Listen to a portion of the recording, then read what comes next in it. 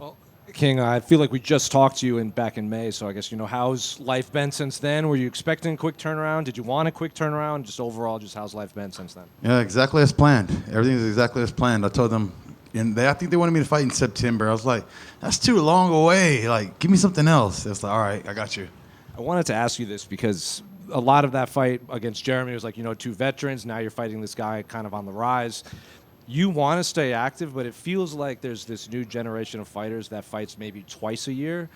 Back in the day, you'd probably fight 6 times a year, and it'd be easy, or not easy, but like that's what you normally did. So, do you see that divide in your generation of fighters that want to stay active in this new one that fight twice, maybe 3 times a year?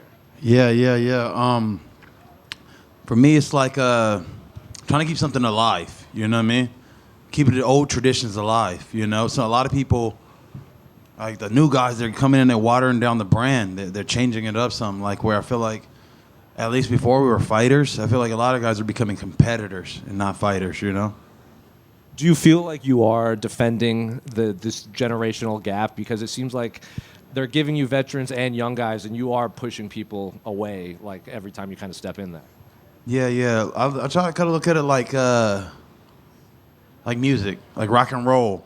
Like all of a sudden it was this, and then it got changed into soft rock or all this other stuff. And so it's the same thing, like trying to keep it at its core of what it is, and not let these other guys change it so much. And I guess what do you think of Terrence as an opponent? We've all seen the video when you were on John Anik's show. Seems like there was an issue between you guys. Overall, what do you think of Terrence as an opponent? Terrence is a wild card. He wins fights I think he shouldn't have won, and then I think he loses fights that he think he would win. So it's kind of like he's a wild card. What you're gonna get. What you get is what you get. You never know. Can I get your thoughts on the main event between Conor and Max? It seems like obviously massive card. All the fighters seem to be happy fighting on this massive event right now. I'm really 50-50 on it. We don't know what kind of Conor's gonna show up. I feel like everything's in Conor's favor, where he's got the weight class, so he doesn't have to cut weight or do anything like that. He's got everything in his favor, and so. But Max is the guy who's put the work in and been on the stages and really been in the trenches still. Like Conor got off the war, and so Max been on there shooting and sniping, and so I'm kind of on the side of Max. Between the two, if I had to pick the worker and the non-worker, I'd pick the worker. But that shot Conor got, and timing is the key. He said it before. It's about timing, and as long as he hasn't lost that timing, I can still touch you. But can I touch you hard enough before I run out of gas? King over here. You've overcome so much. You've become an inspiration for a lot of people. How much did it mean to get those custom shorts finally? Oh yeah, it's cool. I feel like I got the best shorts in the division. I mean, in the industry, I'm shitting on everybody. And so that's dope, that they gave me something, because I was supposed to get $100,000. They're like, oh, we're gonna give you shorts. I was like, well, does that kind of equate to $100,000? Like, how many shirts do I gotta sell to get my $100,000? I'm trying to do the calculations. I'm like, okay, but my company fuck with me, and they doing some shit for me that no other black man has got so far. So I'm like, I'm the first black man to get to do it, and I'm doing me. So it's like, I feel like I'm trying to be like Michael Jordan when he brought up the Jordans. I'm gonna sell this shit out. I'm gonna show you how this shit is. This is my style. Sounds like a plan. Good luck on Saturday. Bobby here in the back to your left, all the way in the back. Okay, there we go. You have a ununiquely unique style that's all your own. How much of that came together through experimentation in the gym and just naturally being comfortable to you? There's a lot of playing around the gym, tinkering and playing with the style. My thing was like, you see movies, you see stuff like that where you see these karate movies. Van Damme was real big at the time, Rocky, Jet Li, Jackie Chan. And I'm like, man, those guys look cool, but what if you could really do that stuff, And so trying it and got socked in the face like, oh, okay, that doesn't work, And just tinkering it and playing with it some. And so I'm just trying to make that shit exciting for people to see, something different. Thank you, sir. Bobby, right here. Speaking of your style, hardcore's no. You've been around. You bring it. You're exciting, and all that good stuff. But does it feel like, we would all say that you deserve this and more, but does it feel like you're finally starting to get your flowers with like the new shorts? Or you were on Anik and Florian podcast, and Anik was saying you deserve to be in the BMF conversation, and a lot of other people are echoing that sentiment as well. Do you feel that love? Yeah, I feel love now. It's like I've been on streaks. I've been doing that stuff way before. I was talking and I was doing all this stuff before, and I got a lot of bad reviews, and now people are finally getting like, oh, you're a good guy. We actually want to see you win. We actually want to see what you do more of this. And I'm like, man, I'm fucking almost 40. Now you like this shit? I was like, I got to get revamped and recreate my energy to keep it going, Better late than never, right? Yeah. At least you saw me. At least you saw me. There's some people that come in this world and never get seen, and you want to be valued for your work. And so at least I'm getting something out this. I'm grateful for whatever God gives me. Well, you definitely value it, and I hope you feel that value. But I also, your value seems to extend beyond the cage and beyond your fighting style. One of the more admirable things, aside from your style, is the fact that you give back to your community. That's something you're very proud of, from your businesses, your property, to even how you organize your runs in the hood. Like, you really give back. And, there was a question asked earlier of Conor about maybe trying to win back his community. He didn't seem too interested in that. Do you think not enough fighters give back to their community? Because it doesn't seem like there's a lot of them that do quite like you.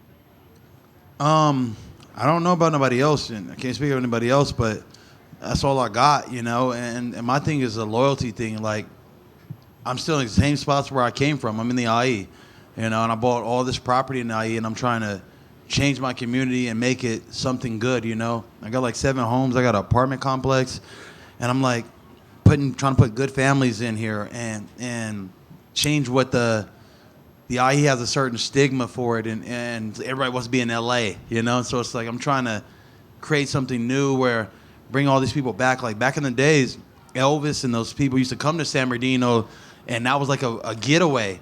Now it's like you come here, you're going to get robbed, you're going to get shot. And so I'm trying to rechange my community. Awesome. Thank you for your time, Bobby. Bobby, right here. So there's a certain age where people start to write off fighters, but you come from an amazing win streak. Do you like, or do you feel good to prove them wrong? Yeah, it's kind of cool. It's like, yeah, I'm still kicking ass at 39. It's cool. But for me, I think it's more so like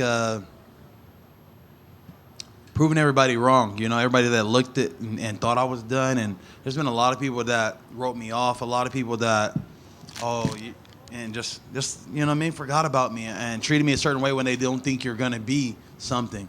And so it is what it is, but at least I get my little bit of revenge. And we know how dangerous is McKinney the first round. Do you see as a survival of the 5 minutes? I said it before, he's a quick pumper. You know what I mean? He's just, baby, I'm done. It's like, get out of here. Like, I'll fight for a while, and so we're going the distance. We'll see where it goes, but I come to fight, and I come to fight a long time, not just a one round. Thank you.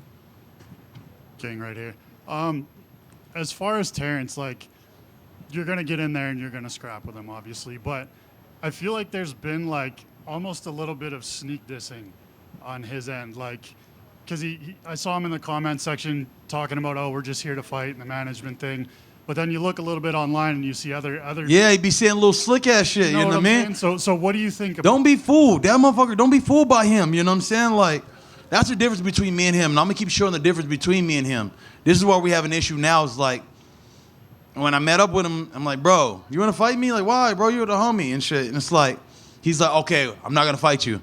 And then a week later, it's like, bro, like Conor would say, a little snake in the grass or some shit, Like, you're not a true man of your word. Me and Diaz started fucking with each other. We're not fighting each other. We made that, and we looked at each other, and we shook hands, and that's what it is. And so I got many offers, hey, you should fight Diaz. I'm like, no, that's the homie. And so just being a man of your word. So that's the difference, one, between us. And I'm going to keep showing little subtle differences between the two. I'm going to say exactly how it is, what it is, and stand on my truth. But in his eyes, he's like, oh, it's cool. But then I'm going to do this, little sneak. Like, bro, be who the fuck you are. And that's the issue with him, too. I like, when we were talking and he called me out, he's like, but if I take it down, people are going to think I'm a bitch or people are going to think I'm a punk. I'm like, why are you worried about what everybody else think? You know what I mean? And like, be honest, I'm like, it's just me and you, bro. I don't give a fuck about none of what nobody else think. Like, but he's so caught up in the clout and maybe it's a young kid thing or something. The clout and all these people. I just do me, bro. So would you have preferred if he had just stuck to the dissing part? Yes, yeah. At least let me know what it is. You know what I mean? Okay, you feel that type of way, then it is what it is. And that's what I'm taking the fight. I'm like, okay, you keep playing with me. You think this is gonna be an easy fight, or you think this is a game? I don't know. Maybe you think because I'm old, they think I'm gonna try to play me with that old card. All right, watch. I'm gonna do more punching than you do. I'm gonna do more work than you do, and I'm gonna put more time in. I'm gonna beat you at everything. I'm gonna beat him from the get-go. I've been beating his ass all week long with the interviews, with the way we dress, with the way we speak. I'm gonna beat you every day, all the way to the fight, and then I'm gonna whoop your ass in the cage. And then I heard you speak on it yesterday that eventually you kind of want to make your way to the BMF title. What do you think the path is to get there? And is that almost like a tribute to Nate Diaz if you get that BMF title? Yeah, the pathway. I always tell people this. The UFC are the story writers. They write your story. And they can make you go this way, they can make you go that way. A lot of people don't understand. Like, they go, what? Why this and this and this? And the UFC did this, and the UFC does that. And so, like, my intentions were to go ahead of me. And now I'm fighting this guy, and it's like, it really don't do nothing for me. But fatten my pockets back up, I'm going to keep getting those checks. And so it is with that. But now, as far as the BMF, it'd be an honor to give my boy Nate his belt. He created the belt. Here, I brought this to you, bro. This is your shit. Cool. Thanks, guys.